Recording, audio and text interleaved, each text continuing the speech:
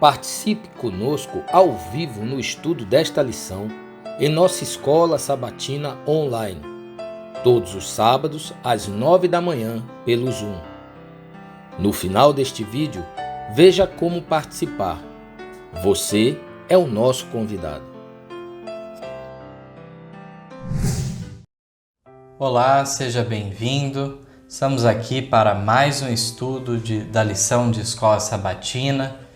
Estamos com o tema geral nesse semestre, os 3 convites do Evangelho, e já alcançamos agora a lição de número 13, o título, A Escolha de Outros. Ao meu lado está o meu pai, então, juntamente passaremos com a graça de Deus essa lição. Então, graças a Deus por esse momento, que o Espírito Santo possa nos iluminar ao estudarmos e reestudarmos novamente esse tema. A escolha de outros é o tema de hoje, e o verso áureo, que é o texto básico, diz assim: Dirás, pois, os ramos foram quebrados para que eu fosse enxertado. Está bem, pela sua incredulidade foram quebradas, e tu estás em pé pela fé. Então não te ensoberbeça, mas teme, porque se Deus não poupou os ramos naturais, teme que não te poupe a ti também. Romanos 11, 19 a 21. Importante lição que já nos é dada aqui, de fato, está em pé pela fé. Não é uma questão de sangue, uma questão de uma suposta sucessão apostólica, nada disso nos traz essa certeza de estar no favor de Deus ou não. Então a primeira pergunta diz assim: a igreja deve se medir pelo mundo, por opinião mundana, humana, ou mesmo pelos que ela um dia já foi? De que maneira é julgada nas balanças do santuário celestial? Que nós temos para leitura o texto do Testemunhos para a Igreja, volume 1, página 83, do ano de 1882, que nos declara: a Igreja não pode medir-se pelo mundo, nem pela opinião humana, nem mesmo pelo que ela uma vez já foi.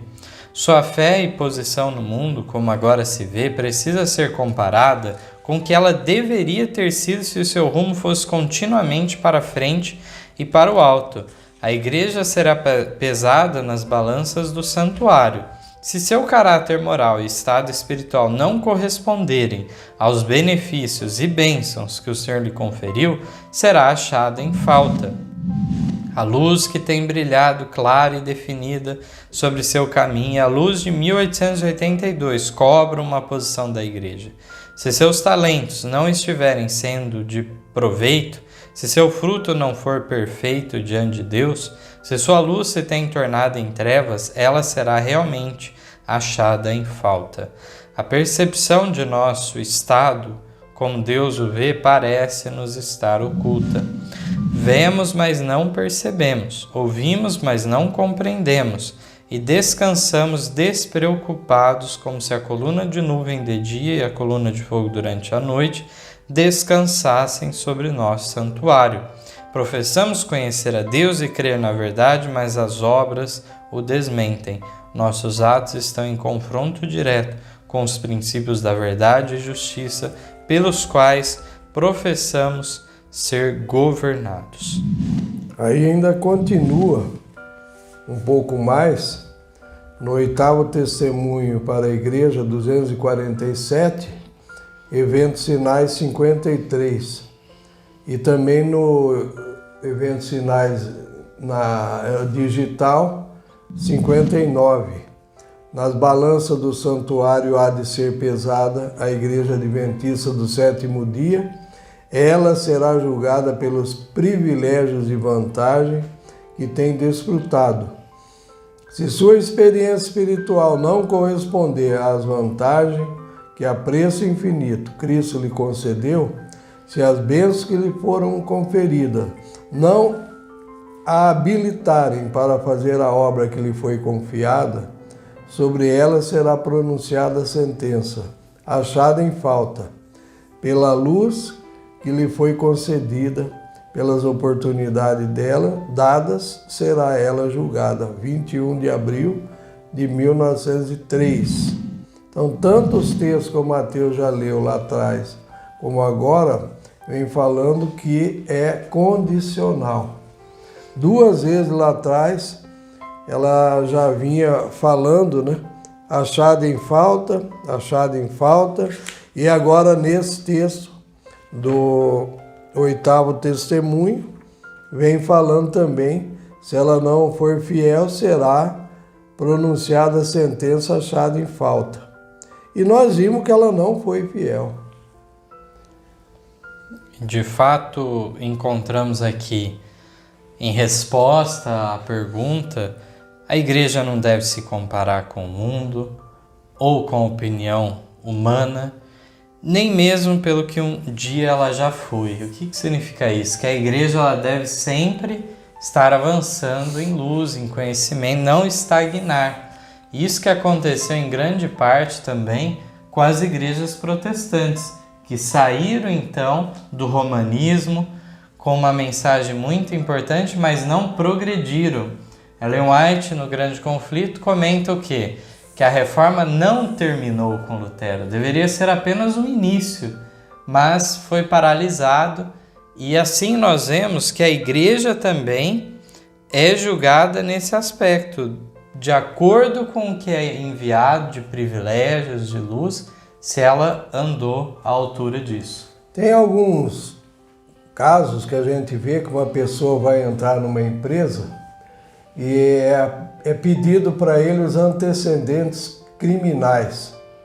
Não sei se isso ainda existe, mas eu lembro que sempre ouvi falar isso, que pede os... E aí então a pessoa vai, pede os antecedentes criminais na delegacia de polícia, vem o atestado que nada consta, né, e ele leva na empresa. E trabalha ali por uns 5 anos, vamos dizer assim. Só que aí ele apronta alguma coisa, ou ele matou alguém, ou ele roubou, né? Alguma coisa desastrosa que ele aprontou e sujou o nome dele. E aí, toda vez que alguém fala que ele é ladrão ou que ele foi um assassino, tudo, ele pega aquele documento antigo, né? Antecedentes criminais de 5 anos atrás, e fala, não, mas olha, aqui está escrito, aí nada consta.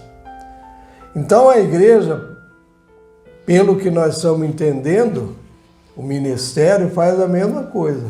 Pega lá as bênçãos e promessas e tudo que aconteceu no passado e mostra aquilo ali, mas não mostra a situação atual. Eu ia fazer uma outra comparação, mas achei melhor essa.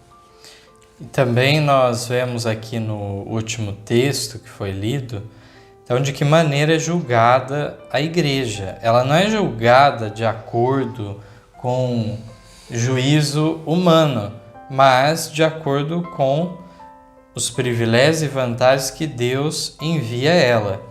Então realmente, por um lado, há muitas vezes textos que são citados de não colocar, né, numa balança humana para julgamento, mas Deus certamente faz um julgamento da igreja para ver então se está de acordo ou não.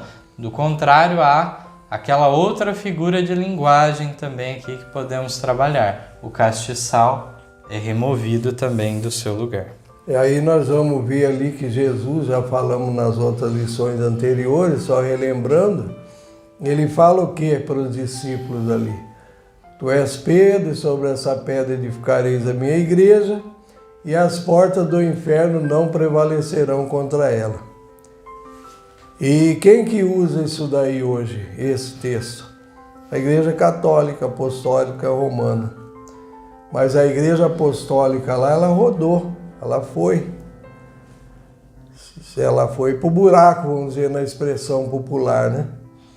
E aí quem que ficou com os bens ou com alguma propriedade que pudesse existir, ou as quatro paredes na época? O romanismo.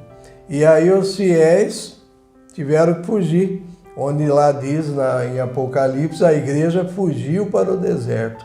Igreja, ali fala a mulher, né? A mulher fugiu para o deserto. E aí nós sabemos que é a igreja. Então, contra quem que as portas do inferno não prevaleceu? Contra o remanescente. E Deus sempre continuará dessa maneira. Agora a igreja pega e fala assim, nós somos a 7ª igreja, né?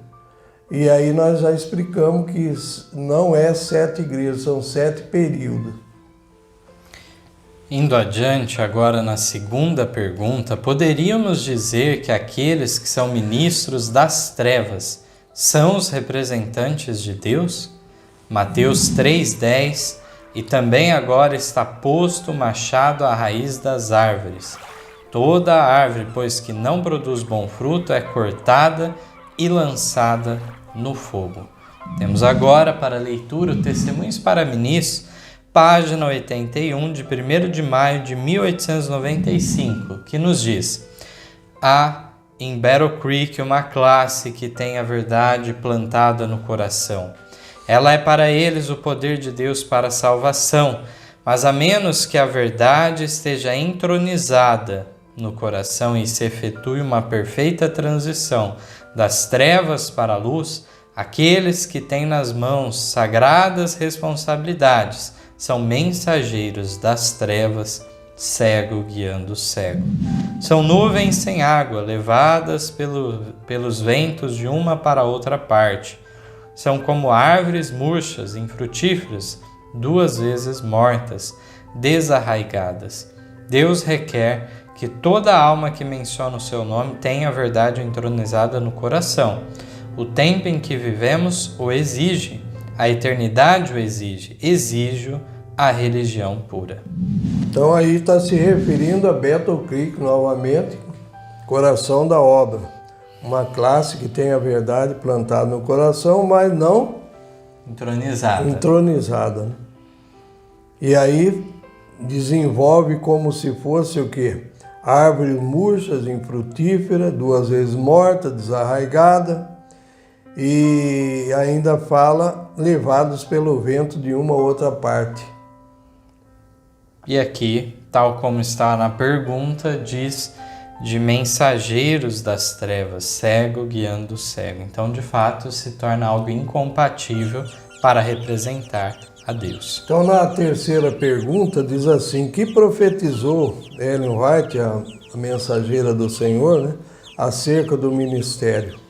E o que seria dos ministros fiéis?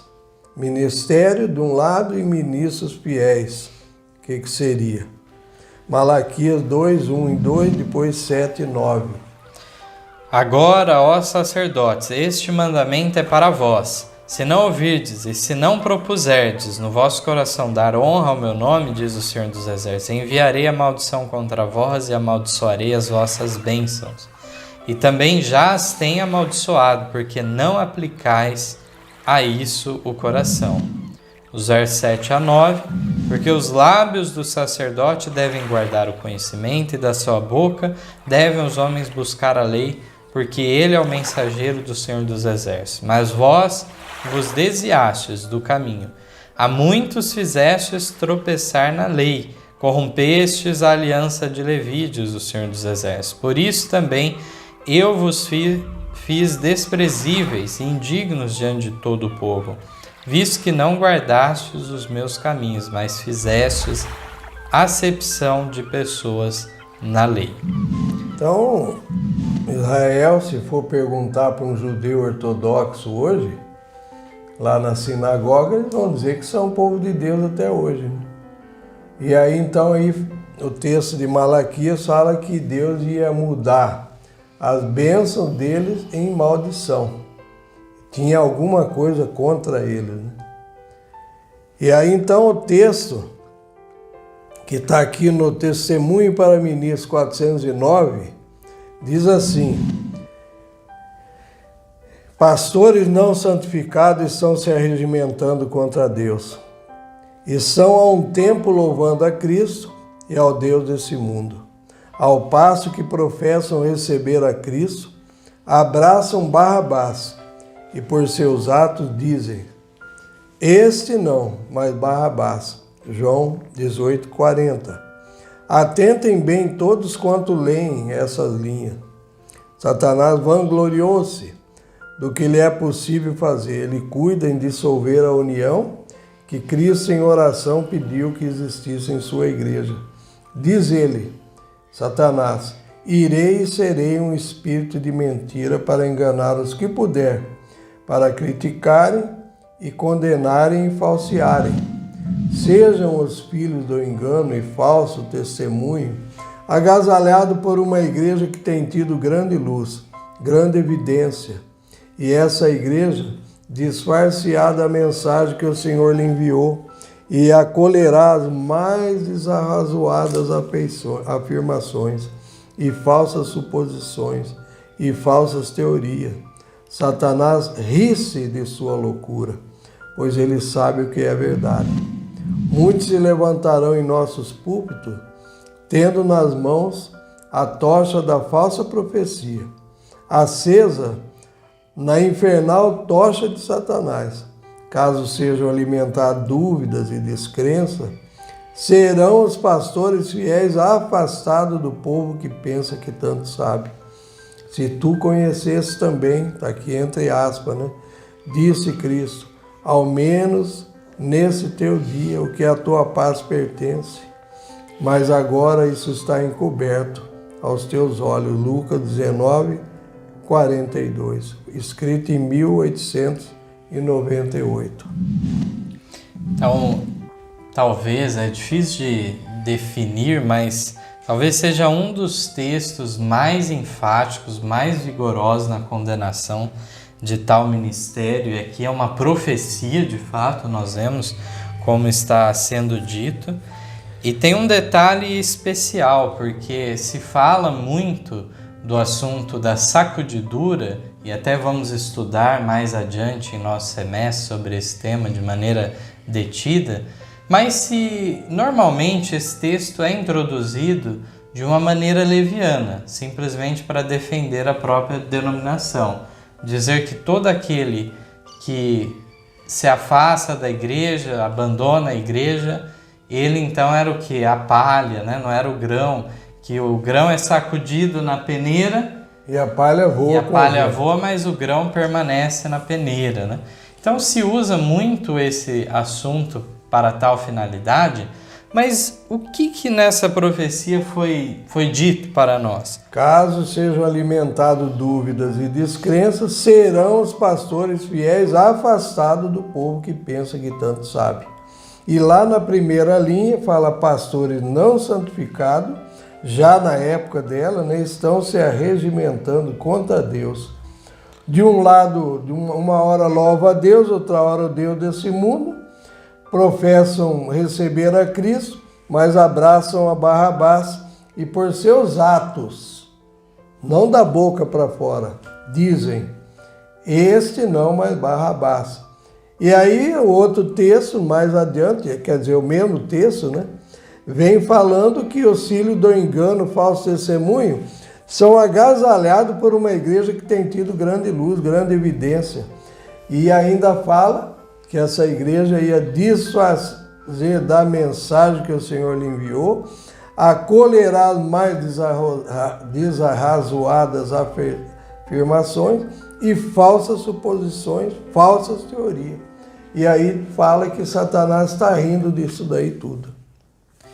Então realmente é incompatível permanecer com a verdade e ao mesmo tempo abrigar para dentro da igreja conceitos que provém do inimigo, e dessa maneira ocorre essa troca. De fato, não faltam pretextos, argumentos, como a gente já comentou em lição anterior, mas aqui nos mostra a loucura de tal troca. Trocar a verdade pela mentira, então, apresentada pelos filhos do engano. Aqui nós encontramos que no parágrafo final dizendo: muitos se levantarão em nossos púlpitos tendo nas mãos a tocha da falsa profecia acesa na infernal tocha de Satanás. Muitos aqui falando de pastores infiéis. Mas e os pastores fiéis? Como que ficariam? Então também é respondida essa pergunta. Porque se por um lado no púlpito começa a ser permitido a tocha da falsa profecia ser proclamada, os pastores fiéis pregando a verdade serão tolerados? Não, não acontece isso. Aqui diz que aí de fato esses pastores fiéis serão afastados do povo que pensa que tanto sabe, não serão tolerados, continuando então nessa proclamação da verdade presente. E aí a igreja vai ficando dividida, né, em certos temas, porque uma parte quer conservar a verdade, a doutrina, né? A outra parte vai pulando tudo por cima, porque já acendeu na tocha infernal de Satanás suas falsas teorias, e aí então racha a igreja, fica numa situação terrível, né? Como agora eu conversando com um irmão adventista, ele falou para mim: eu não concordo mais com a situação da igreja, que agora eles estão aceitando pastoras. Aí depois falaram para mim que ainda não é oficial, né? Não decidiram pela Conferência Geral. Mas ficou dividida a igreja. E aí eu vejo uma mulher dentro de uma piscina lá numa igreja, né? Fazendo o batismo, uma mulher, e elogiando que a sobrinha dela ia ser batizada, tudo, né? De calça comprida, né? A gente costuma usar um roupão com peso embaixo, isso aí é a tradição adventista antiga, né? Agora entraram na fila ali, a mocinha não sabe de nada, né? Aí eu falei para esse irmão: mas pô, só isso daí é o problema? Aqui nós lemos tanta coisa pesada, né? Muito mais do que um simples fato desse daí. Isso daí é o de menos hoje. Mas nós não concordamos também que haja mulheres no ministério fazendo batismo, santa ceia e assim por diante. Cremos que pode ter obreiras bíblicas, como fala justamente o Espírito de profecia. E pode receber dos dízimos também. A quarta pergunta nos diz assim: quando os ministros não cumprem seu dever, que providências são tomadas? Oséias 4, 7 e 8. Como eles se multiplicaram, assim pecaram contra mim, eu mudarei a sua honra em vergonha. Comem da oferta pelo pecado do meu povo e pela transgressão dele tem desejo ardente. Temos aqui o primeiro texto do Conselho sobre a Escola Sabatina, página 32, de 1º de maio de 1892. Diz assim: devem ser cuidadosamente considerados importantes resultados que estão em jogo por negligenciar a palavra de Deus. O estudo da Bíblia é digno do melhor esforço mental, da mais santificada capacidade. Quando nova luz for apresentada à igreja, ser-vos-á perigoso rejeitá-la. Recusar ouvir a mensagem por ter preconceito contra ela ou contra o mensageiro não desculpará vosso caso perante Deus. Condenar aquilo que não ouviste ou não compreendestes não vos exaltará aos olhos dos que são sinceros em suas buscas da verdade. É loucura falar com desprezo a respeito dos que Deus enviou com uma mensagem verdadeira. E temos ainda mais um trecho, agora do Testimonies on Sabbath School Work, página 57, de 1º de abril de 1892, que diz O Senhor suscitará homens que levem a mensagem da verdade ao mundo e a seu povo. Se os que ocupam cargos de responsabilidade não marcham avante, conforme a providência lhes abre o caminho, dando uma mensagem apropriada para esse tempo, as palavras de advertência serão confiadas a outros, que serão fiéis a seu encargo. Até mesmo cristãos jovens serão escolhidos para clamar em alta voz. Então, quando os ministros não cumprem o seu dever, que providência então o Senhor toma, né? Escolhe outros, serão confiados a outros que serão fiéis ao seu encargo. Nós vamos avançar um pouco mais agora na quinta pergunta, que devem fazer os que são sinceros. Primeiro nós vamos ler um texto da segunda carta de Paulo aos Coríntios, capítulo 6, verso 17 e 18, um texto bem conhecido, né? Por isso, saí do meio deles, apartai-vos, diz o Senhor, não toqueis nada imundo, e eu vos receberei. E eu serei para vós pai, e vós sereis para mim filhos e filhas, diz o Senhor Todo-Poderoso. Então, esse apartar aí, que jeito que seria? Aqui tem um texto do Serviço Cristão, página 41, que é um boletim da Conferência Geral de 1893, página 132. É uma solene declaração que faço à Igreja de que nenhum entre 20 dos nomes que se acham registrados no livro da Igreja está preparado para finalizar sua história terrestre e achar-se-ia tão verdadeiramente sem Deus e sem esperança no mundo como o pecador comum. Professam servir a Deus, mas estão servindo mais fervorosamente a Mamon, que é o Deus do dinheiro, né? Essa obra feita pela metade é um constante negar a Cristo, de preferência confessá-lo. São tantos os que introduziram na igreja seu espírito não subjugado, inculto. Seu gosto espiritual é pervertido por suas degradantes corrupções morais, simbolizando o mundo no espírito, no coração, nos propósitos, confirmando-se em práticas concupiscentes, e são inteiramente cheios de engano em sua professa vida cristã, vivendo como pecadores e alegando ser cristão. Os que pretendem ser cristão e querem confessar a Cristo devem sair dentre eles e não tocar nada imundo e separar-se. Que será esse separar-se? Que ela quis dizer. Sair, tá lá visitando uma igreja de um bairro, do mesmo ministério, né? Aí vai para um outro bairro, do mesmo ministério, porque não gostou da pregação do pastor lá, ele não estava pregando coisa boa, coisa certa, ou ele estava pregando heresia, né? E pega e vai lá para um outro lugar, né? Um outro bairro, ou muda para uma outra cidade. Será que é isso que Paulo falou em Coríntios e a irmã White está falando aqui? Queria chamar a atenção para um detalhe também desse texto, que muitas vezes é comentado. No começo foi dito, né? É uma solene declaração que faço à igreja de que nenhum entre 20 dos homens que se acham registrados nos livros da igreja está preparado para finalizar sua história terrestre.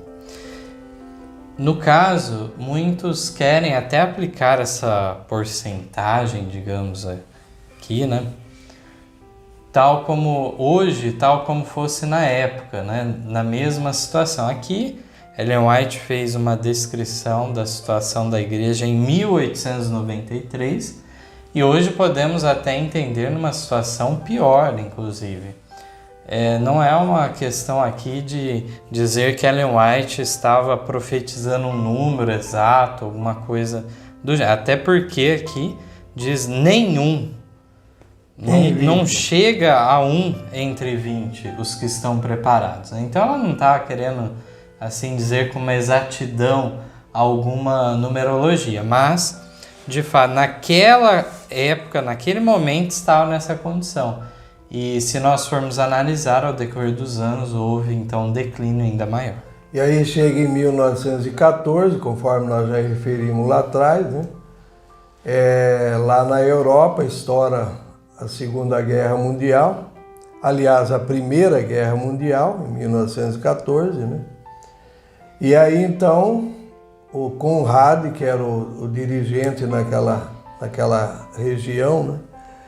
Ele perseguiu os que não quiseram pegar em armas e nem ir à guerra, né? E eles foram excluídos.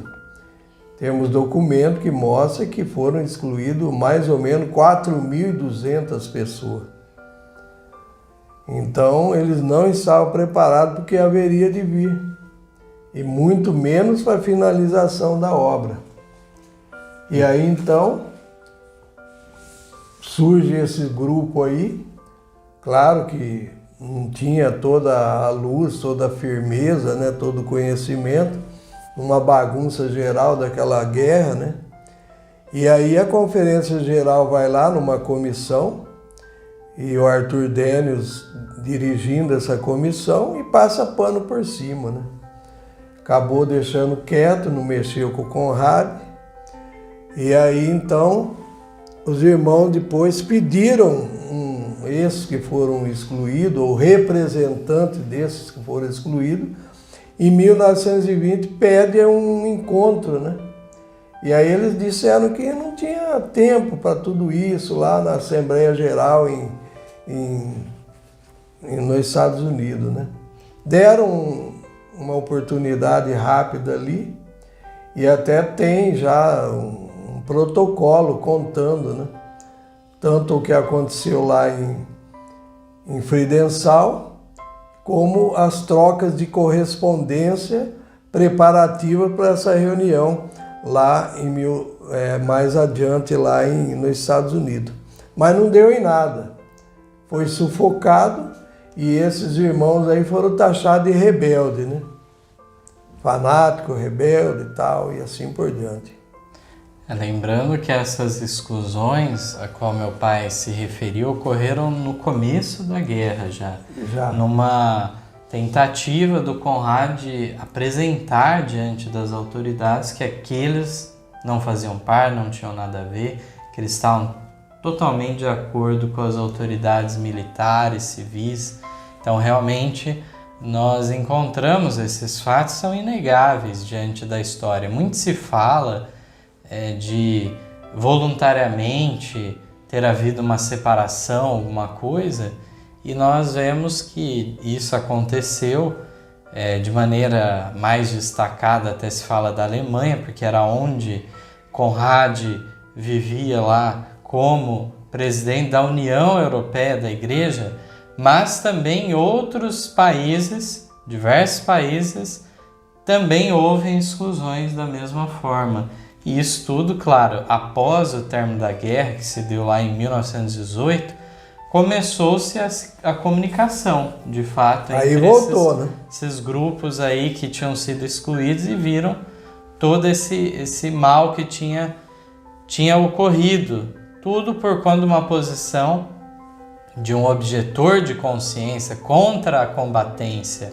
Então, realmente, isso nós vemos que não ocorreu no mesmo nível, por exemplo, nos Estados Unidos, seja porque a guerra se localizou primeiramente na Europa, demorou para os Estados Unidos entrar na Primeira Guerra Mundial, lá havia mais liberdade para aqueles que se colocavam como objetores de consciência, que não queriam combater. Nem ia servir o exército, o serviço militar. Nessas demais nações, como a Alemanha e outros, havia uma pressão muito mais forte. As autoridades puseram eles na parede, né? Ou vocês aceitam as recomendações, né? Peguem arma, vai na guerra, ou serão fechadas as igrejas. E aí eles cederam, né? E eu fiquei preocupado com Arthur Daniels, né? Que foi o presidente da Conferência Geral, que era na época, né? E aí ele passa pano mesmo, né? Se quem lê o protocolo da discussão de Friedenthal vai ver isso. Mas mesmo esses daí também, eles, embora pondo o vestuário em ordem, seguindo os princípios do espírito de profecia, né? O vegetarianismo, tudo, né? Procurando ser mais fiel, mais conservador, né? Eles também derraparam em algumas doutrinas errôneas. E depois esses mesmo, no futuro, depois, que é o nosso caso, passaram a nos excluir também, quando nós chegamos à conclusão que anjo de Apocalipse 18 é só na chuva serôdia, o quarto anjo, como é chamado, e também a questão do divórcio e novo casamento, né? E outras doutrinas também. Surgiu o assunto da parábola das 10 virgens, clamor da meia-noite, né? E aí uma parte do ministério era a favor, outro contra, o povo gostou, né? Mas o ministério achou melhor se livrar de nós, né? Como fanático, desordeiro, rebelde e assim por diante. Eles deram o troco para nós, assim como eles tinham levado lá em 14. Prosseguindo para a sexta pergunta, haverá alguma mudança nesses ministros ou farão eles alguma reforma? Que ocorrerá com esta igreja? Isaías 56, 10 a 12. Todos os seus atalaias são cegos, nada sabem, todos são cães mudos, não podem ladrar, andam adormecidos, estão deitados e gostam do sono. E estes cães são gulosos, não se podem fartar, e eles são pastores que nada compreendem. Todos eles se tornam para o seu caminho, cada um para a sua ganância, cada um por sua parte. Vinde, dizem, trarei vinho e beberemos bebida forte, e o dia de amanhã será como este, e ainda muito mais abundante. Então aqui agora nós temos o texto do Testemunhos para a Igreja, volume 5, página 211, também presente no Testemunho Seleto, volume 2, página 65, do ano de 1882, que nos declara: vemos aí que a igreja, o santuário do Senhor, foi a primeira a sentir o golpe da ira de Deus. Os anciãos, aqueles a quem Deus dera grande luz e que haviam ocupado o lugar de depositários dos interesses espirituais do povo, haviam traído o seu depósito.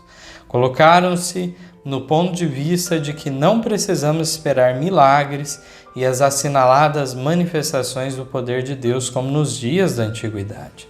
Os tempos mudaram. Essas palavras fortaleceram-lhes a incredulidade e dizem: o Senhor não fará bem nem mal. É demasiado misericordioso para visitar seu povo em juízos. Assim, paz e segurança é o grito de pessoas que nunca mais erguerão a voz como trombeta para mostrar ao povo de Deus suas transgressões e à casa de Jacó os seus pecados. Esses cães mudos, que não querem ladrar, são aqueles que sentirão a justa vingança de um Deus ofendido. Adultos, jovens e crianças, todos perecerão juntos. Então, assim, paz e segurança é o grito de pessoas que nunca mais erguerão a voz como trombeta para mostrar ao povo de Deus suas transgressões e a casa de Jacó seus pecados. Aqui fala cães mudos que não querem ladrar. Não quer dizer que ele não sabe, ele não quer mesmo, né? E aí então fala, são aqueles que sentirão a justa vingança de um Deus ofendido. Adulto, jovem, criança, todos perecerão juntos. Então aí está focalizando também Ezequiel 9, né? O julgamento da casa de Deus. O julgamento da casa de Deus. Portanto, todos os grupos, né, que pregam a mensagem do terceiro anjo, têm esse conhecimento e têm o assunto do santuário, do sábado em perspectiva, estes então são julgados antes dos demais que ainda terão mais tempo de oportunidade para realmente haver o volver para Deus, porque na chuva serôdia, assim, muitos serão alcançados de fora. Então, na pergunta 7, avançando um pouco mais, apesar de continuarem com o nome e formas de religião, o que decidiram. E temos dois textos aqui, Deuteronômio 7:7 e Jeremias 7:4. O primeiro texto nos diz: O Senhor não tomou prazer em vós, nem vos escolheu, porque a vossa multidão era mais do que a de todos os outros povos, pois vós éreis menos em número do que todos os povos. E Jeremias 7:4 nos diz: Não vos fieis em palavras falsas, dizendo: Templo do Senhor, templo do Senhor, templo do Senhor é este. Assim então aconteceu com Israel, né? Continuou com a mesma forma, dizendo que templo do Senhor é esse. Tanto na época de Jeremias, que estava numa apostasia muito forte, como na época de Jesus. E aí Deuteronômio fala que Deus não escolheu eles, que era uma grande multidão, mas era um pequeno povo, né? Que devia ser um exemplo no mundo. Os textos que nós vamos ler estão no 6º testemunho para a igreja 143 e está no 2º testemunho seleto 421. Que diz assim, depois nós vamos ler também no 6º testemunho para a igreja 144, que está na página 422 do 2º testemunho seleto. Quando o Senhor exige de nós que sejamos distintos e diferentes, como podemos cobiçar popularidade ou imitar os costumes e práticas do mundo? Abaixar as normas, a fim de conseguir popularidade e aumento de número, e fazer depois desse acréscimo motivo de regozijo, mostra grande cegueira. Fossem algarismo prova de êxito, e Satanás poderia reclamar a preeminência, pois nesse mundo seus seguidores são claramente mais numerosos. Os homens empregarão todos os meios para tornarem menos destacada a diferença entre os adventistas do sétimo dia e os observadores do primeiro dia da semana. Foi-me apresentado um grupo com o nome de adventista do sétimo dia, o qual estava aconselhando que a bandeira ou sinal que nos torna um povo distinto não deveria ser salientada de maneira tão chocante, pois pretendiam que esse não seria o melhor método para assegurar êxito às nossas instituições. Não estamos, porém, em tempo de arriar nossa bandeira, de nos envergonharmos de nossa fé. Essa distintiva bandeira descrita nas palavras: aqui está a paciência dos santos, aqui são os que guardam o mandamento de Deus e a fé de Jesus, Apocalipse 14:12, deve ser levada através do mundo até o fim do tempo de graça, ao passo que deve ser aumentados os esforços para avançarmos nos diferentes lugares. Não devemos esconder nossa fé para assegurar mais apoio. A verdade deve alcançar as almas prestes a perecer. E caso ela seja de algum modo oculta, Deus é desonrado, e sobre nossas vestes se encontrará o sangue dos perdidos. Que texto! É impressionante aqui a reprovação já naquela época, em relação àqueles que estavam preocupados com números, e sabiam que se fosse rebaixadas as normas, não se destacasse tanto os pontos distintivos da fé, o que aconteceria? Haveria maior êxito, maior avançamento, tudo sem uma perspectiva espiritual. Aqui então diz que abaixar as normas a fim de conseguir popularidade, aumento de números e fazer depois desse acréscimo motivo de regozijo, mostra... Estamos em toda parte, quase em toda parte do mundo.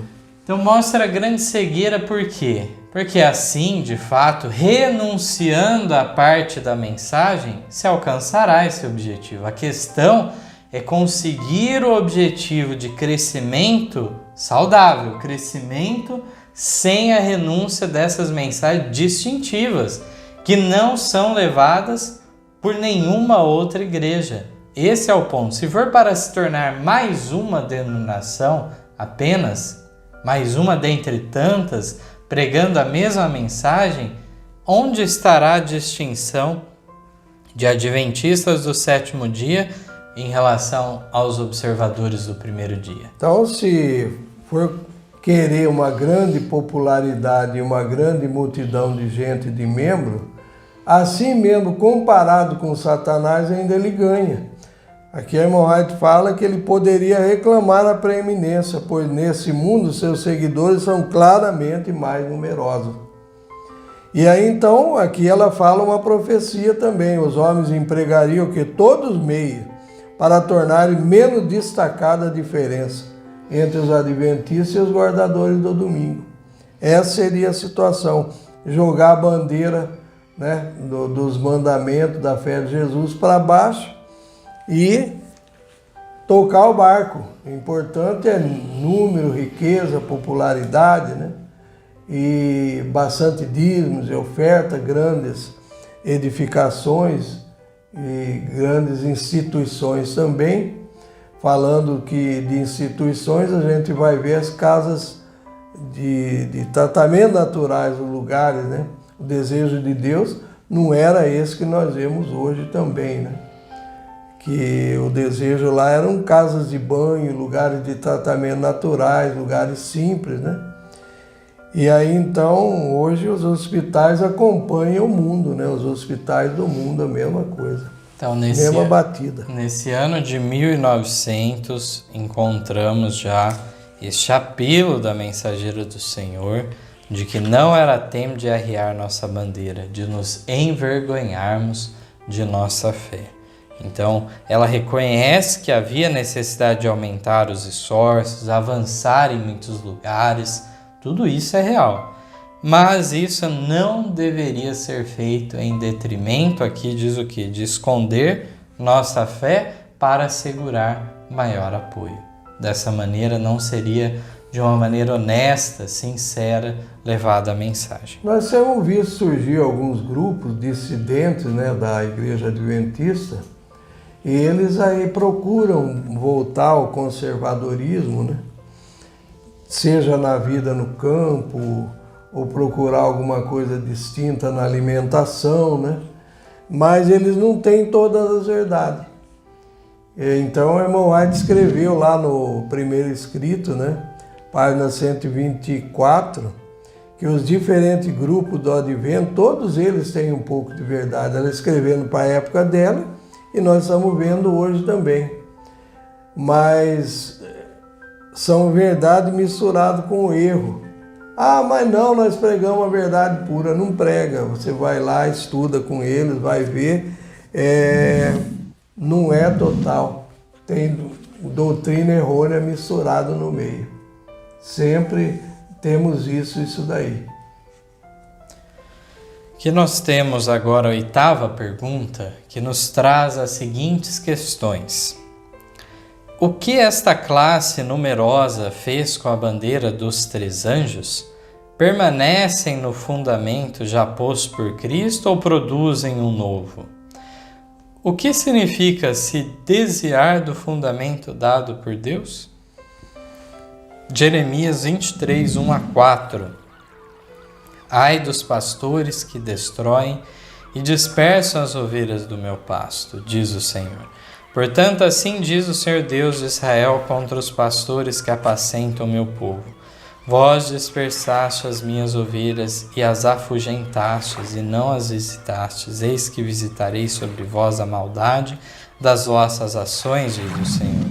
E eu mesmo recolherei o restante das minhas ovelhas de todas as terras para onde as estiver afugentado, e as farei voltar aos seus apriscos, e frutificarão e se multiplicarão, e levantarei sobre elas pastores que as apacentem, nunca mais temerão, nem se assombrarão, e nenhuma delas faltará, diz o Senhor. Isso já aconteceu quando? Quando Jesus então vem à terra, começa seu ministério, chama ali os 12, impõe a mão sobre a cabeça deles, né? E os consagra para o ministério e para o trabalho.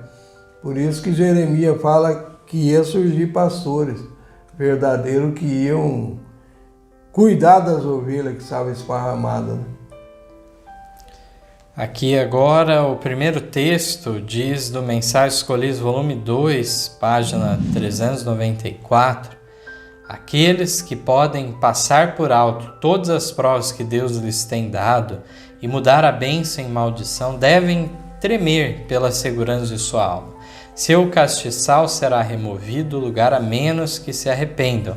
O Senhor tem sido insultado.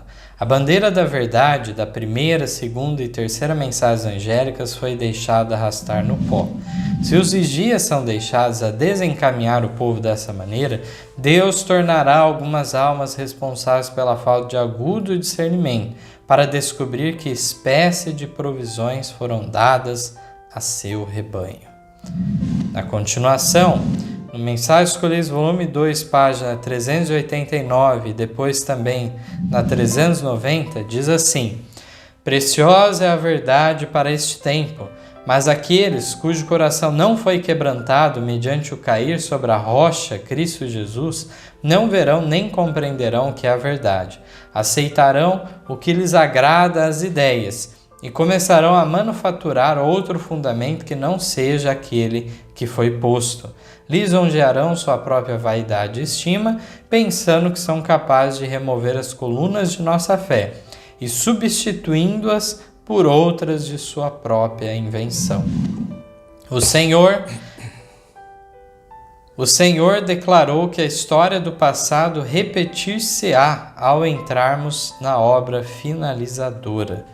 Toda a verdade que ele deu para estes últimos dias deve ser proclamada ao mundo.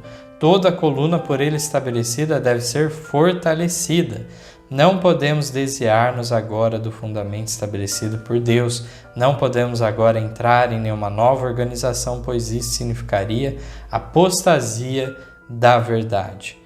E Mensagens Escolhidas, volume 3, página 84, também no Eventos Sinais, página 177, nos diz: Uma coisa é certa, os adventistas do sétimo dia que se colocam sobre o estandarte de Satanás abandonarão primeiro sua fé nas advertências e repreensões contidas nos testemunhos do Espírito de Deus. Então a pergunta lá em cima foi o quê? O que essa classe numerosa fez com a bandeira dos 6 anos? Não é que vai fazer, fez, deixou arrastar no pó. E eles não permaneceram, então, nos fundamentos, né? Diz que eles manufaturam, ou seja, constroem um outro fundamento, diferente que venha a agradar as suas ideias. Uma outra ordem de coisas, né? E aí, então, aqui, se eles continuassem assim, o que ia acontecer? Abandonaria primeiro sua fé nas advertências e representações contidas no testemunho do Espírito de profecia, do Espírito de Deus. Então nós vemos aí hoje uma boa parte do adventismo descrendo das 3 pessoas da divindade. Crê em um ou crê em 2, no Espírito Santo não crê que é uma energia elétrica, né? Não é uma pessoa, nem Deus. Doutrina dos testemunhos de Jeová, né? Eles nem percebem isso. Esse dia eu estava ouvindo um cidadão falando, em 1980 eles mudaram as coisas, foram acrescentados uns textos que não é da irmã White, tanta baboseira que é insuportável ficar ouvindo. A divindade de Cristo também sendo jogada de lado, né? Escamoteada, uma luz maravilhosa, não crendo mais que Jesus é eterno, né? E crendo que ele é criado, mesmo a doutrina dos testemunhos de Jeová, dos unicistas, né? E aí a irmã White recomenda ali no Grande Conflito, né? Aqueles que não creem na divindade de Cristo, que eles se insistem nisso daí, é melhor não o quê? Como é que fala o texto lá? Nem mais... É em vão arguir com eles. É em vão arguir com eles. Se um camarada chega a um ponto, uma mulher, um homem, um jovem, seja quem for, não crê que Jesus é eterno e divino, descrê disso, o conselho da irmã White é larga para lá. Né? Não se meta mais com eles. Eles vão envenenando outros. Tal pessoa ainda não entendeu a missão de Cristo aqui nessa terra. quando se descrê da divindade de Cristo, não se percebeu até mesmo o que Cristo veio fazer aqui na Terra, pagar a pena do pecado, e isso não foi terceirizado, Deus passando para outro, para um anjo, para um ser criado. Lá em Isaías fala que a Virgem conceberia, dará à luz um filho, e seu nome é Emanuel, Deus conosco. Isso. Esses textos que nós lemos, tem até um estudo ao qual preparei algum tempo atrás, chamado Firme Fundamento, onde me detenho em vários desses textos, inclusive no texto também que estava na lição 12, que é do Mensagens Escolhidas, volume 1, página 204 em diante. Lá fala de uma reforma que muitos iriam querer fazer, mas uma reforma da verdade para o erro. Diz que eles se empenhariam num processo de reorganização. É isso. Eles reformariam, então, o que as doutrinas que havia na igreja. Por e isso aqui que ela escreveu aqui, né? Não devemos entrar agora numa nova organização que seria a apostasia da verdade. E é o que eles estavam fazendo, né? Exato. Então há uma inversão, muitas vezes, em dizer que aqui a questão de Ellen White seria de você ficar numa organização, ficar numa denominação ou não. Quando ela fala aqui justamente de não podemos desviar-nos agora do fundamento estabelecido por Deus. É disso que ela está dizendo, é disso que ela está comentando. Ela fala, toda a coluna por ele estabelecida deve ser fortalecida. É diante desse texto que ela diz, não podemos agora entrar em uma nova organização. O que isso significaria? Apostasia da verdade. Mudar o fundamento. Então, no Mensagens Escolhidas 204, nos fala justamente disso.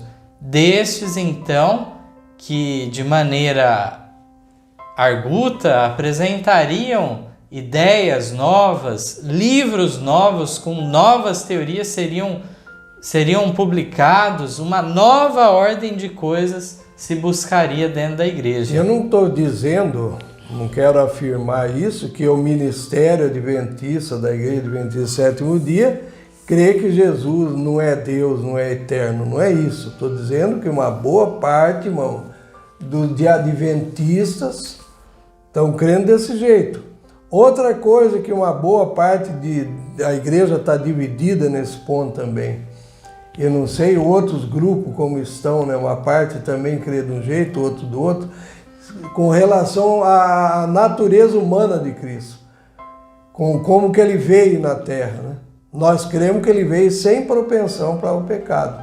Até nós temos uma literatura bem incisiva sobre isso, explicando que Jesus era inocente, como Adão lá antes do pecado, né?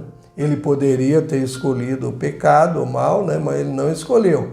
Ele não era também, como a irmã escreveu, como as nossas crianças hoje, né? Criança já nasce já com propensão mesmo, né? Mas Jesus não tinha isso. Por isso que ele sofria muito mais.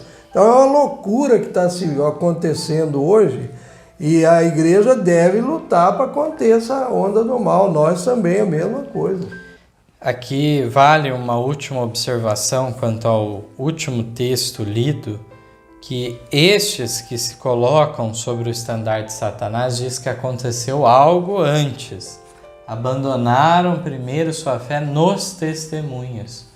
Então este é o primeiro passo para então descrer dessas doutrinas fundamentais. Isso então, temos visto na prática. Eu lembro de um irmão que ele pediu minha visita, né? E ele falou, o que fala aqui no evangelismo? Terceira pessoa da Trindade. Onde já se viu uma coisa dessa, né? Trindade é coisa da Igreja Católica. Mas a Casa Publicadora traduziu com esse título, Trindade, para facilitar mais a compreensão. Aí eu falei para ele, mais no original, lá no Desejado de Todas as Nações, no Special Testemunhos e outros textos, fala ali terceira pessoa da divindade. As três pessoas da divindade, divinity. Então, não tem chance, as pessoas vão arrumando um jeito, torcendo, né? Ah, porque os adventistas mudaram tudo. Os hinos mesmo, os hinários, desde o começo já, os adventistas é Deus triuno, nos próprios hinos.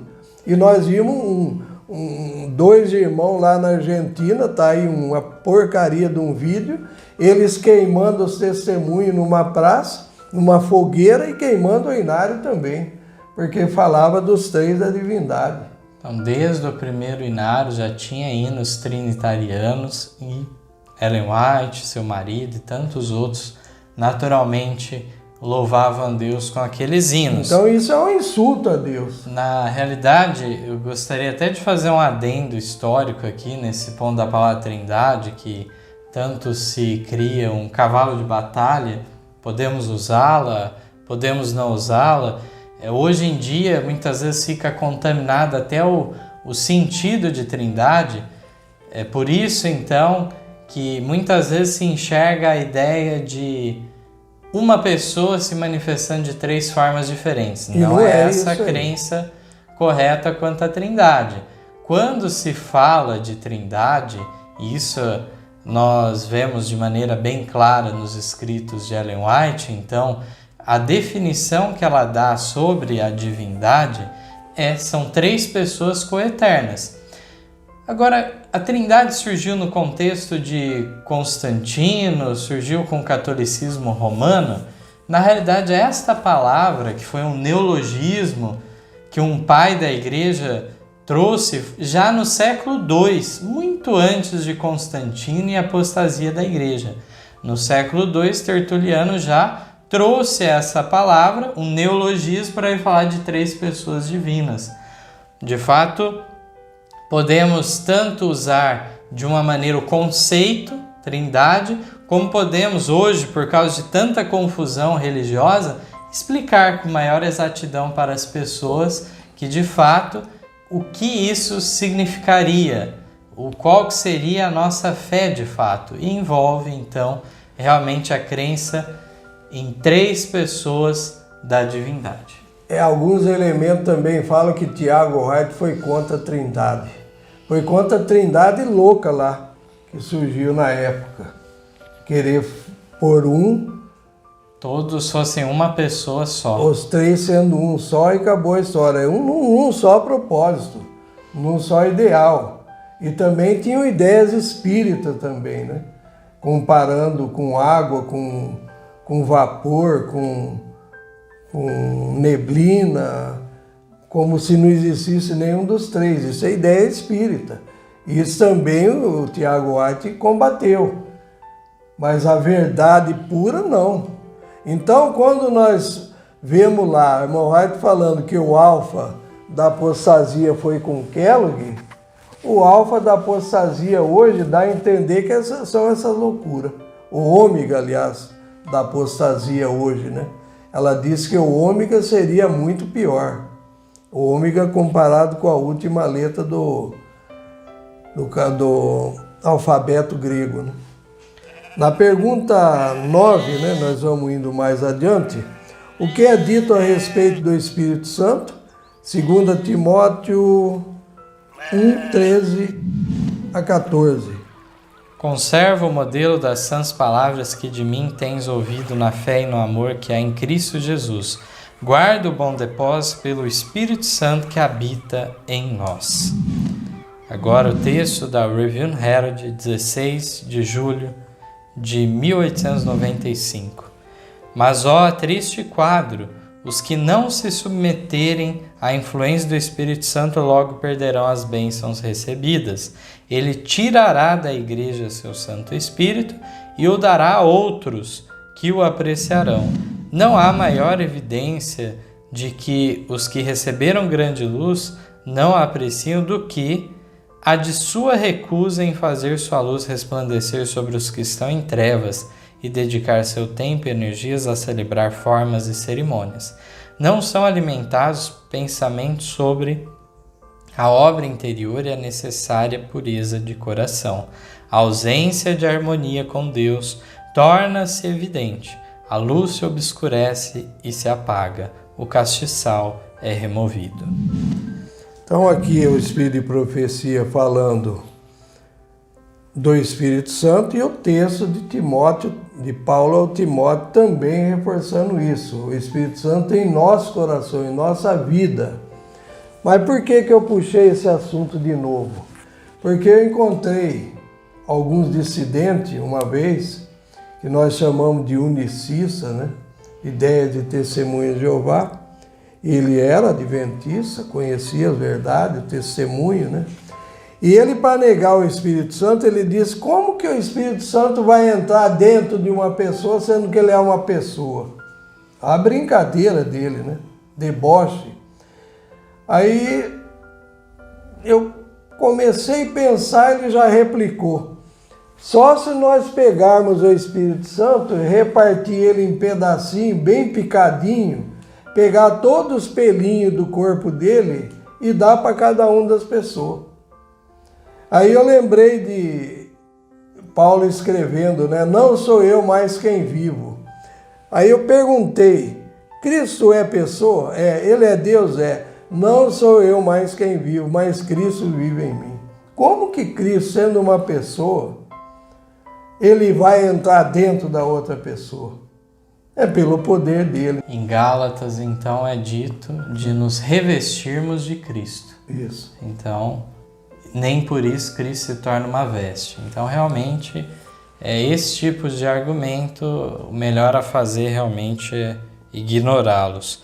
Aqui nós temos visto justamente em vários textos, desde lá de trás, vimos os pastores fiéis sendo afastados, o Senhor suscitando outros. Vamos lembrar que o tema da lição de hoje é o quê? A escolha de outros. E temos isso em vários textos falando sobre isso. E aqui, então, neste texto agora, a qual lemos, fala justamente isso. Ele tirará da igreja seu Santo Espírito e o dará a outros que o apreciarão. E aqui mais adiante fala que se continuando dessa maneira, então não fazendo o papel que lhes cabia, ocorre o que? A luz se obscurece e se apaga, o castiçal é removido. E lá atrás falou, será removido, né? Agora está confirmando mesmo, né? O castiçal é removido nessa situação, porque a questão é condicional. Isso, é o que vai nos trazer a pergunta 10, que diz assim: como Deus age quando uma igreja se revela infiel? Então esse texto é maravilhoso, Eventos Sinais 53, no digital, na página 59. Eu lembro desde jovem que a gente usava esse texto aqui e nós éramos acusados que ele não existia. E agora nós temos ele com maior facilidade no Eventos Sinais, né? Esse aqui, como o outro que nós vamos ler mais adiante, eles falavam que não existia, que era invenção nossa, né? Então aqui diz assim, é um texto do manuscrito 33, 1903, manuscrito Releases, volume 14, página 102. O Senhor Jesus sempre terá um povo escolhido para servi-lo. Quando o povo judeu rejeitou a Cristo, o príncipe da vida, ele tirou-lhes o reino de Deus, entregou-os aos gentios. Deus continuará lidando com cada ramo de sua obra de acordo com esse princípio. Quando uma igreja demonstra ser infiel, ele continua com ela, é isso que vamos ler? Quando uma igreja demonstra ser infiel à palavra do Senhor, seja qual for sua posição, e por mais elevada e sagrada que seja sua vocação, o Senhor não pode mais cooperar com eles. Outras pessoas são então escolhidas para assumir importantes responsabilidades. No entanto, quem são esses? Os outros, né, que foram escolhidos no lugar. Se esses, por sua vez, não purificarem a vida de toda má ação, se não estabelecerem puros e santos princípios em todos os aspectos de sua vida, o Senhor os afligirá e humilhará dolorosamente, e a não ser que se arrependam, os removerá da posição que ocupam. tornando-os um opróbrio. O texto fala por si só. Eu vi uma certa vez alguém tentando explicar esse texto como se referisse a igrejas locais sendo rejeitadas. Veja a que ponto chega o nível de argumentação de alguém ao querer negar o óbvio. Aqui a comparação é o quê?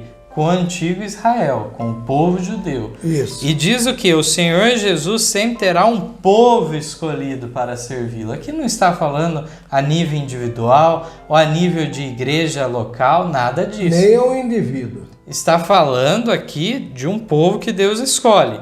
Mas, uma vez aqui, tal como o povo judeu rejeitou a Cristo e Deus tirou deles o reino de Deus... Isso que eu deu a outros... Aqui diz o que? Deus continuará, é afirmado isso, Deus continuará lidando com cada ramo de sua obra de acordo com esse princípio.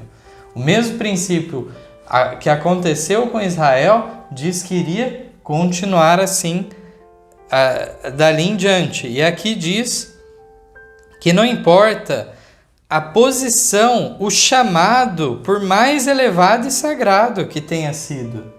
Aqui fala o que? O Senhor não pode mais cooperar. Se a igreja for infiel. Aí Deus escolhe outros. E se esse outro também não for fiel, ele também deixa para lá. Então Deus não tem estaca fincada com ninguém, com grupo nenhum, nem conosco.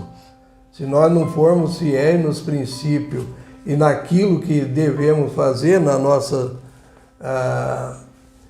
conselhos, advertências e testemunho que são dados continuamente, ele vai escolher outros também. Ele não precisa nem do ser humano, né? Os anjos poderiam fazer a obra, né? Mas ele é tão misericordioso, nosso Deus divino, que ele quer então usar-nos para nosso próprio bem, que ao fazermos isso para outros, nós estamos fazendo bem para nós mesmos. Então nós vamos avançar um pouco mais agora. Faltam 2 perguntas, irmãos e amigos e ouvintes tenham um pouquinho mais de paciência, né? Vamos na 11 agora. Assim sendo, houve os que deram prosseguimento em portar as verdades da mensagem do terceiro anjo. Então aí nós temos Mateus 22, 14 e Romanos 11, 5. Porque muitos são chamados, mas poucos escolhidos. Assim, pois, também agora neste tempo ficou um remanescente, segundo a eleição da graça. Primeiro texto nos remanescente. Fala, sim, um remanescente segundo, então, não uma linhagem sanguínea, uma sucessão apostólica, mas que está em pé pela fé, segundo a eleição da graça. E Mateus falou de muitos são chamados, mas poucos escolhidos. O texto do Vida e Ensinos, página 87, diz: foi mostrado que o terceiro anjo que proclama os mandamentos e a fé de Jesus representa o povo que recebe essa mensagem e ergue a voz de advertência ao mundo para que guarde os mandamentos de Deus e a sua lei como a menina dos olhos. E em resposta a esta advertência, muitos abraçariam o sábado do Senhor. Então, nesse primeiro texto, vale já destacarmos o seguinte: está fixado de maneira exata uma denominação para representar o terceiro anjo? Nós sabemos que não. Já comentamos bastante aqui sobre a questão das 7 igrejas, que não são 7 denominações, mas sim períodos que a igreja passa. Vemos agora também essa questão dos 3 anjos de Apocalipse 14. E muitas vezes quer se encarar como cada anjo representasse uma igreja. Ou um ministério. Ou um ministério que seja. Mas aqui nós vemos que vai representar o terceiro anjo quem estiver de fato que levando a sua mensagem. Então isso se torna condicional. Representa o povo que recebe essa mensagem e ergue a voz de advertência, falando dos mandamentos e da sua lei. E o mesmo vale para primeiro anjo, segundo anjo, aqueles que estiverem levando essa mensagem. E tem mais. Agora, então, são cumulativas essas mensagens e a atuação desses anjos celestiais na direção da obra, de modo que agora um povo representa o quê? 3 anjos ao mesmo tempo. E aí então, esse povo então tem que falar do quê? Dos mandamentos da sua lei, como Deus tem o quê? Como a menina dos seus olhos. E aí muitos abraçariam o quê? O sábado do Senhor. E agora uma igreja que fala que guarda os 10 mandamentos, mas ela fura em 1 ou 2, Tiago explica ali, né? Aqueles que dizem que guarda toda a lei, mas tropeça num só ponto, tornou-se culpado de todos. Seja na questão lá do divórcio, novo casamento, né? Ou ir para a guerra, ou outras transgressões que seja, né? Dos 10 mandamentos ali. O Mensagens Escolhidas, volume 2, página 390, tem mais um trecho para lermos. Esses homens não devem permitir que sua crença se transforme em descrença. Não devem permitir que a bandeira do terceiro anjo lhes seja arrebatada das mãos. Cumpre-lhes manter o princípio de sua confiança firme até o fim. Vida e Ensino 128 ainda nos diz: numa reunião efetuada em Dorchester, Massachusetts, em novembro de 1848, foi-me concedida uma visão da proclamação da mensagem do assinalamento e do dever que incumbia aos irmãos de publicarem a luz que resplandecia em nosso caminho.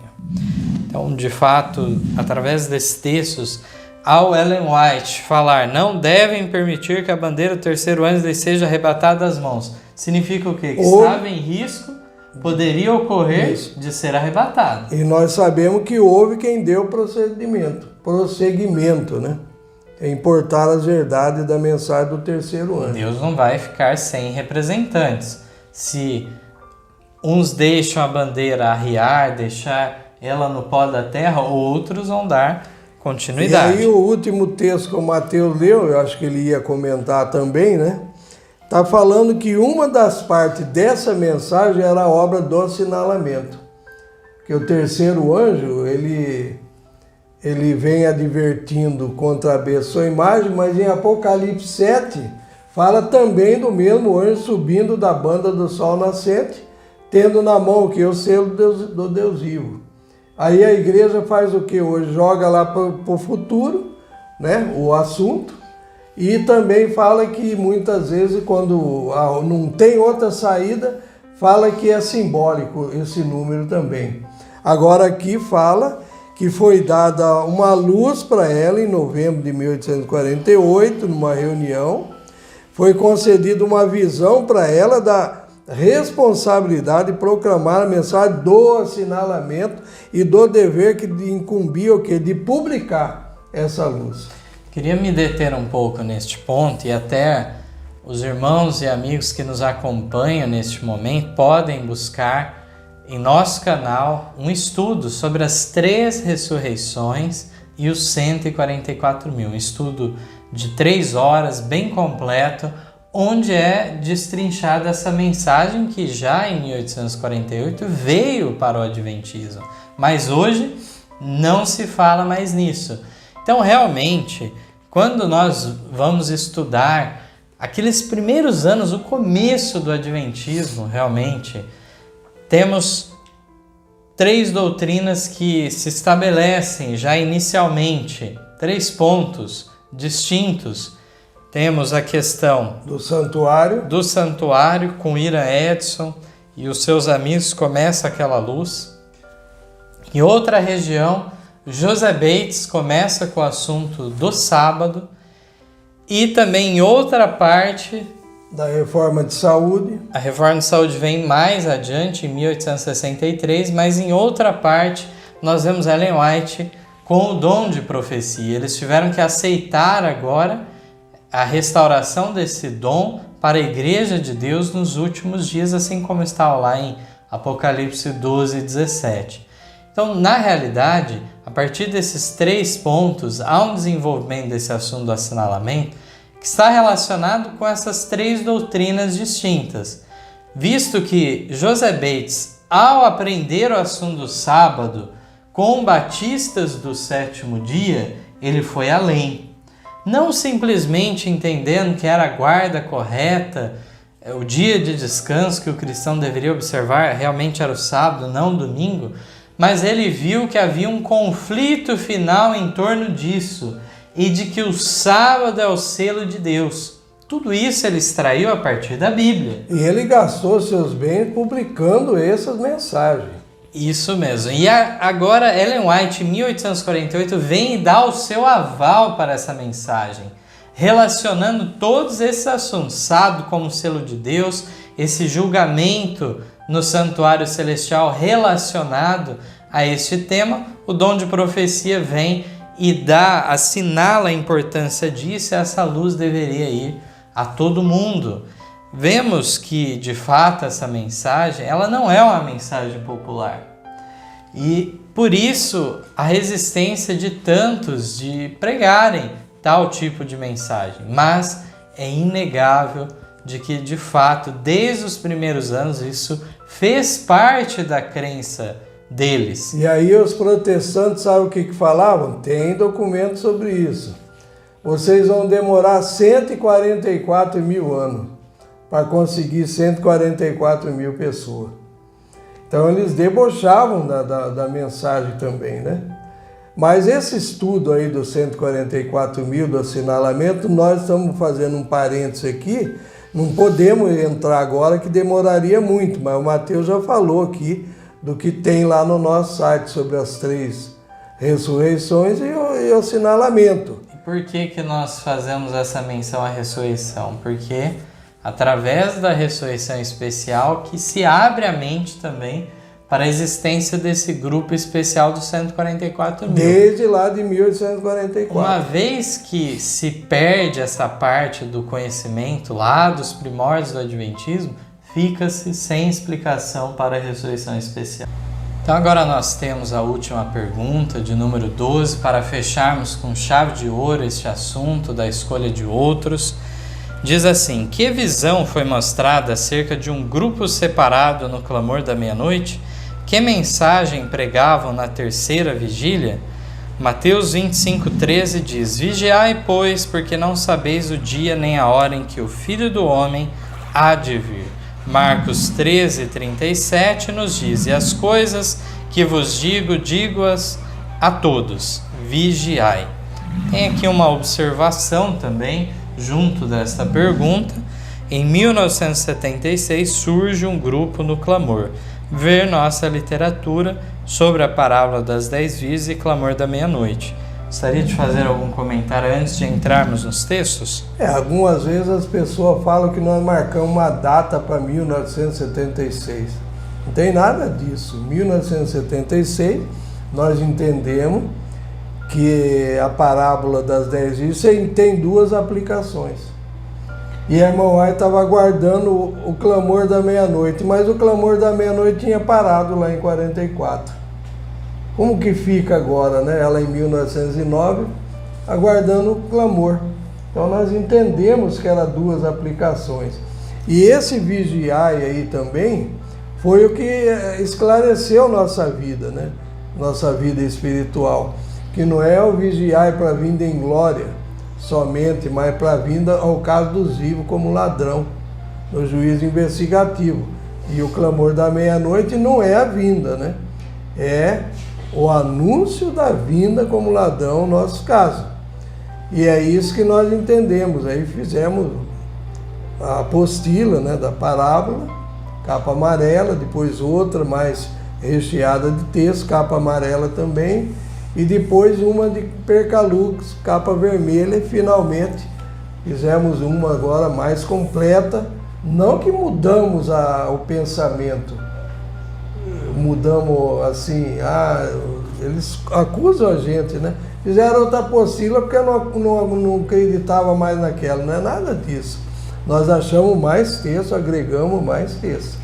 Que é o que nós vamos ler um pouco deles agora. Né? Sobre essa observação da data, os irmãos vão ver o que comentamos lá na lição 10, quando gravamos, que de fato, qualquer pessoa que vier falando de um tempo pré-determinado, profético, para além de 1844, essa pessoa é um falso mestre, um falso profeta.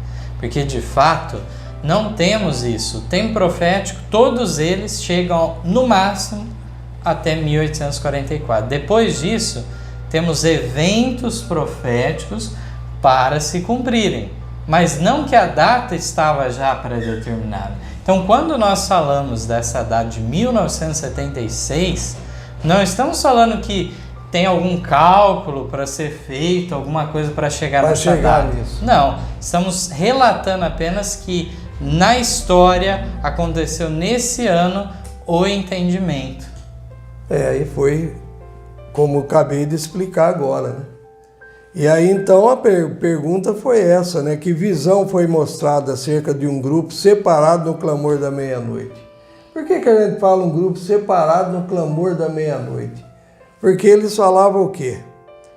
Foi-me apresentado um grupo de pessoas, seus olhos estavam voltados para o céu e estavam-lhe nos lábios as palavras do seu mestre, que vos digo a todos, vigiai.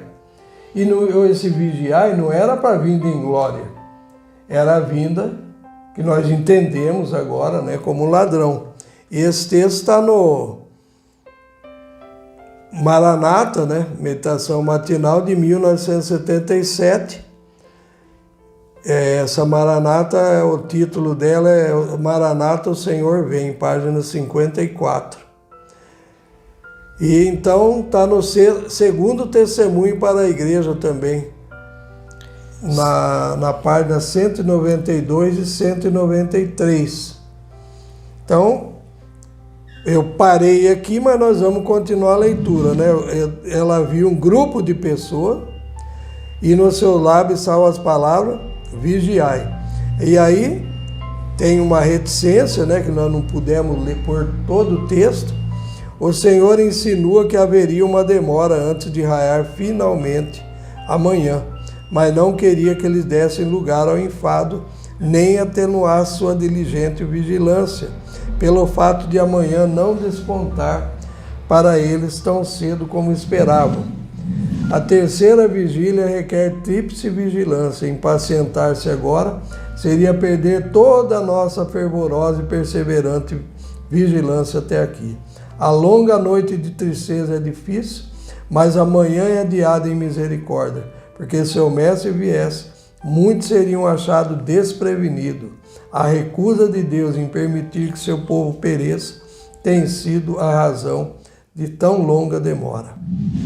Então aqui neste texto fica evidenciado um grupo de pessoas, em seus lábios estava vigiai, eles já alcançam a terceira vigília, como aqui é dito, e trazendo o paralelo lá de trás da primeira aplicação da parábola, que não temos condição de se aprofundar tanto no tema, mas realmente ocorre o surgimento do movimento adventista como um movimento interdenominacional, abarcando várias igrejas, mas é apenas no clamor da meia-noite que há a separação dessas igrejas. Quando eles são excluídos das igrejas, o ministério não aceita mais as mensagens. Então, por isso, nós vemos que também na repetição da história há um grupo que se separa das igrejas no clamor da meia-noite. E aí, então, está falando que esse grupo, ela viu ele já na terceira vigília, e aí requeria uma tríplice diligência, né? E não deveria se impacientar, porque a noite, a longa noite de tristeza é muito difícil. E aí então uma misericórdia para nós agora, que nós não tínhamos percebido também na época. Amanhã é adiada em misericórdia. Deus está delongando a terceira vigília, está delongando o clamor da meia-noite. Porque se ele viesse agora, ele poderia pegar muitos desprevenidos. Então ele quer, Deus não faz nada de lá em Amós, né, sem primeiro avisar. Revelar, né? Revelar aos seus servos profetas.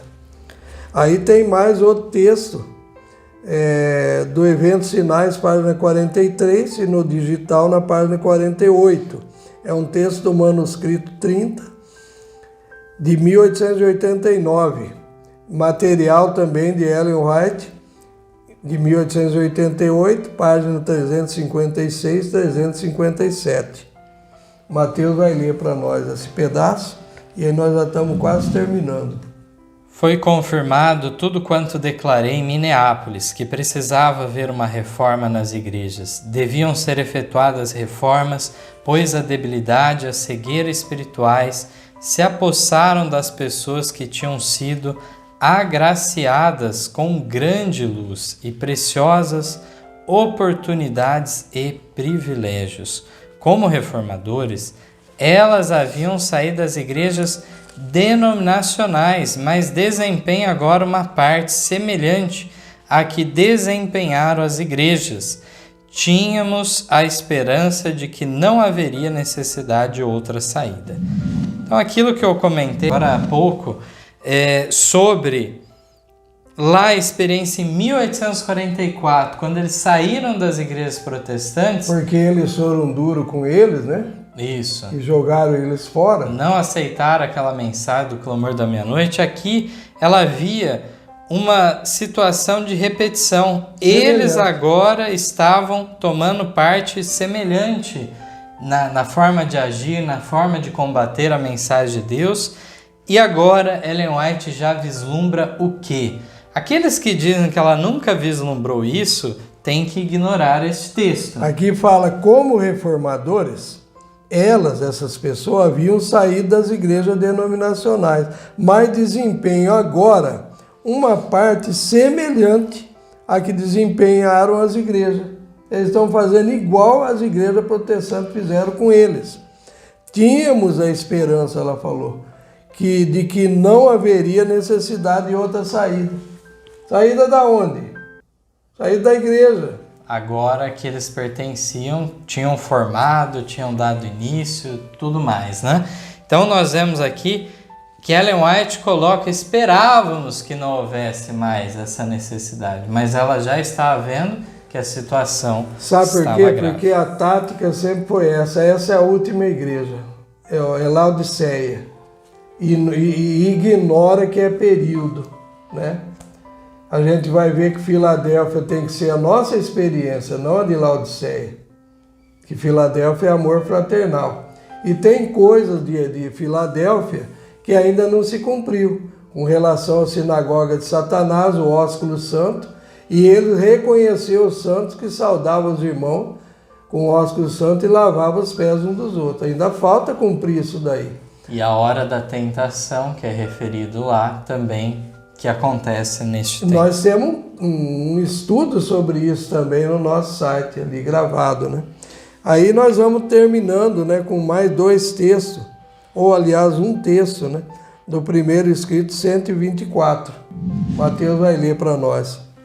Os diferentes grupos de professos crentes do advento têm cada um deles um pouco de verdade, mas Deus deu todas essas verdades aos seus filhos que estão sendo preparados para o dia de Deus. Ele tem dado verdades que nenhum desses agrupamentos conhece, nem entenderão. Foi mostrada a necessidade dos que creem estarmos tendo a última mensagem de misericórdia de se separarem dos que estão diariamente absorvendo novos erros. Então, tem jeito de ficar? Andarão 2 juntos se não estiverem de acordo? E aqui então fala, na época dela e também nós estamos vendo hoje, os diferentes grupos do advento, cada um deles tem um pouco de verdade, mas Deus está dando a quem? Todas as verdades. Aos seus filhos que estão sendo preparados para o dia de Deus. Eles têm o quê? Deus, tem dado verdade que nenhum desses agrupamentos conhece e nem entenderão. E aí então tinha que fazer o quê? A necessidade de se separar dos que estão diariamente absorvendo novos erros. Teríamos vontade de falar muito mais, teria muito assunto, mas nós vamos deixar para outras ocasiões. Então, realmente gostaria de já deixar o convite para a próxima lição, a próxima semana. Continuem acompanhando, que avançaremos então na 14, trazendo a aplicação em nossos dias do segundo convite do Evangelho. E quem não pegou o assunto desde o começo, nós temos gravado também. É só buscar lá desde o primeiro tema, né? E até chegar aqui.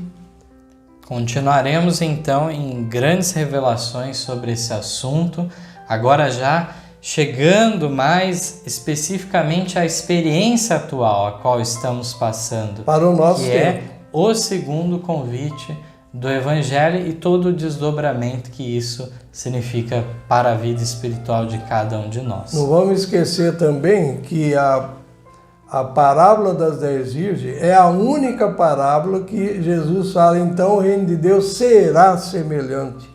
Todas as outras parábolas ele fala o reino de Deus é semelhante.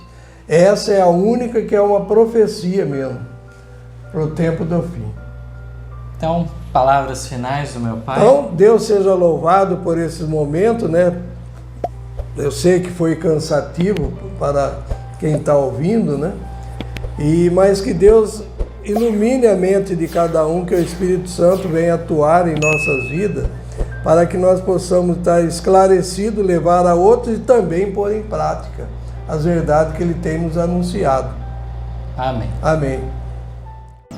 Em nosso site vocês encontrarão estudos, notícias, dicas de saúde, além de todas as nossas lições.